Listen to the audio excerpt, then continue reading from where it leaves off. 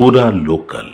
ఒక విద్యార్థి పరిషత్ కార్యకర్తను మర్డర్ చేస్తే ఎక్కడ విద్యార్థి పరిషత్ వెనుక పోలే. ఇవాళ ప్రపంచంలో దేశంలో ఒక శక్తివంతమైన విద్యార్థి సంస్థ అంటే అఖిల భారతీయ విద్యార్థి పరిషత్. ఆనాటి నుంచి ఈనాటి వరకు బలిదానం అనేది అఖిల భారతీయ విద్యార్థి పరిషత్. విద్యార్థి పరిషత్ ఏదో కూడా అధికారాలు విద్యార్థి రాజకీయ వ్యవస్థ కాదు, రాజకీయ సంస్థ కాదు, రాజకీయ పార్టీ కాదు. విద్యార్థి పరిషత్ ఫలానా పార్టీ అధికారంలో రావాలని చెప్పి విద్యార్థి పరిషత్ కోరుకోదు. ఫలానా పార్టీ అధికారం రావాలని చెప్పి విద్యార్థి పరిషత్ పనిచేయదు.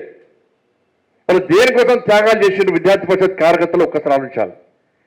ఏ వ్యక్తి అయినా ఏ పార్టీ అయినా అధికారం కోసమో దేనికోసమో దానికోసం ఒక స్వలాభం కోసం పనిచేసేటువంటి ఆర్గనైజేషన్స్ ఈ దేశంలో ఉన్నాయి. కానీ ఏ స్వలాభం లేకుండా కేవలం విద్యారంగ సమస్యల పరిష్కారం కోసం జాతీయ భావాజాలంతో ఒక అనేక ఒడిదుడులు ఏర్పడక కూడా అనేక ఇబ్బందులు ఏర్పడినప్పుడు కూడా నాటి నుంచి నేటి వరకు కూడా శక్తివంతంగా తయారైన సంస్థ అఖిల భారతీయ విద్యార్థి పరిషత్. అక్కడ ఉన్నటువంటి ఫోటో చూస్తాం మనం. దాని ఇప్పటికే 50 మంది విద్యార్థి పరిషత్ కార్యకర్తలు కానీ భారతీయ జనతా పార్టీ కానీ వివిధ క్షేత్రాల కార్యకర్తలు కానీ నక్సల్ చేతులుగా బలైపోయారు. ఎవరు రాజకీయ పార్టీకి సంబంధం వీళ్ళెవరు కూడా.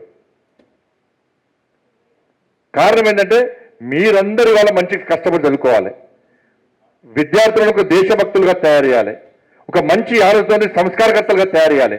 వాళ్ళు చదువుకున్న విద్య సమాజానికి ఉపయోగపడాలి, ఈ దేశానికి ఉపయోగపడాలని చెప్పి ఒక శక్తివంతమైన భారతదేశ నిర్మాణం జరగాలని చెప్పి ఒక మంచి ఆలోచనతోని ఇలా విద్యార్థి పరిషత్ కార్యకర్తలు పనిచేసేది తప్ప ఏ రోజున నేను ఎమ్మెల్యే కావాలి, నేను ఎంపీ కావాలి, ముఖ్యమంత్రి కావాలి దానికోసం ఏ విద్యార్థి పరిషత్ కార్యకర్త పనిచేయలేదు.